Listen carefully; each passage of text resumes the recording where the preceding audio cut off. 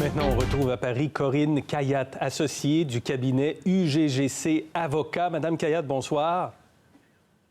Bonsoir. Faut-il s'attendre, selon votre analyse, à ce que la transaction pose problème à la Commission européenne ou qu'elle soit refusée, qu'elle soit acceptée? À quoi faut-il s'attendre? Alors, je pense que c'est trop tôt pour trancher la question de savoir si la Commission européenne va accepter ou non cette opération. Ce que je crois qu'on peut dire à aujourd'hui, puisqu'on en est au début de ce dossier, c'est qu'on n'est pas dans la même situation que dans le dossier Alstom-Siemens. Alstom-Siemens, il y a eu un veto de la Commission. Un veto, ça veut dire quoi? Ça veut dire que la Commission a considéré qu'il y avait des préoccupations de concurrence et que l'opération ne permettait pas de laisser une concurrence effective sur les marchés concernés. Et la Commission européenne, encore, a considéré que l'opérateur chinois, CRRC, n'était pas présent sur le marché européen et elle n'avait aucun élément pour considérer que cet opérateur chinois allait intervenir dans un délai court. C'est la raison pour laquelle cette opération avait été refusée. Je pense que là, nous ne sommes pas dans la même situation parce que là, on perdait... de deux opérateurs, on n'en avait plus qu'un et c'était un très gros opérateur, certes, mais après, la concurrence qui subsistait n'était pas pour la Commission européenne suffisante. Là, dans cette opération, on va avoir Siemens qui reste. On n'est pas dans la même situation. C'est un opérateur très important. Et en plus, l'opérateur chinois que la Commission européenne ne voyait pas arriver dans un délai très court en Europe est déjà arrivé. Il est déjà arrivé, il a racheté une entreprise allemande. Il a également répondu à des appels d'offres, notamment en Grande-Bretagne. Donc en fait, ce que la Commission n'avait pas vu comme un opérateur qui allait pouvoir intervenir efficacement sur le marché européen est maintenant présent sur le marché européen. Donc la configuration n'est pas la même. Je vous écoute et j'ai l'impression que, selon votre analyse, il y a beaucoup plus de possibilités que cette transaction Alstom-Bombardier soit acceptée.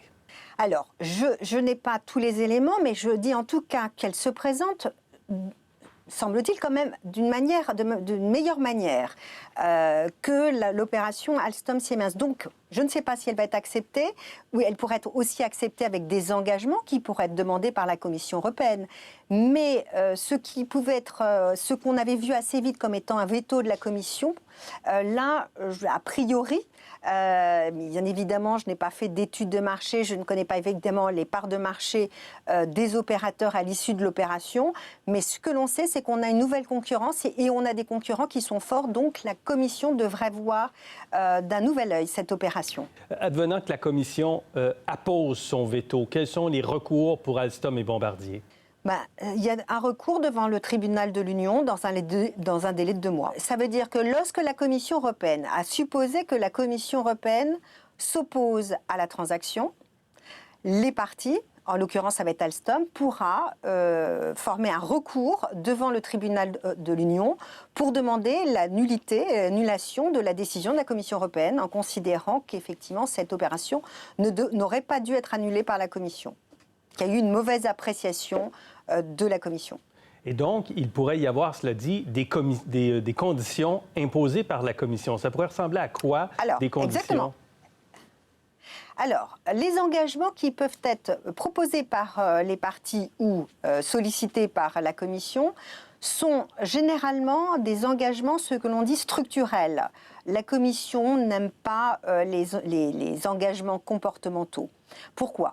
Parce que les engagements structurels ont pour objet de permettre, par exemple, à un nouvel entrant de bénéficier d'un certain nombre d'actifs qui lui seraient transférés, ou un opérateur qui est présent, mais un petit opérateur, grâce à ce transfert d'actifs ou de savoir-faire. Alors, il y a plein de choses qui peut donner lieu à engagement, mais en tout cas, des engagements structurels, ça va permettre de monter en puissance soit un nouvel opérateur, soit un opérateur présent, mais qui n'est pas encore très, très important. Bien, on va suivre cela. Ça va prendre un certain temps quand même avant que la Commission européenne se prononce, n'est-ce pas? C'est un long processus.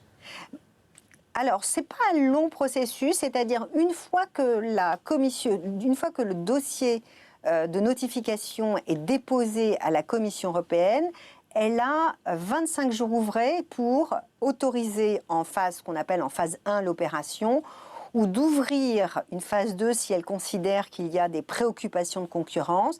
Et là, elle aura 90 jours ouvrés pour se prononcer. Bien. Corinne Cayatte, à Paris, merci pour cet entretien ce soir. Merci à vous.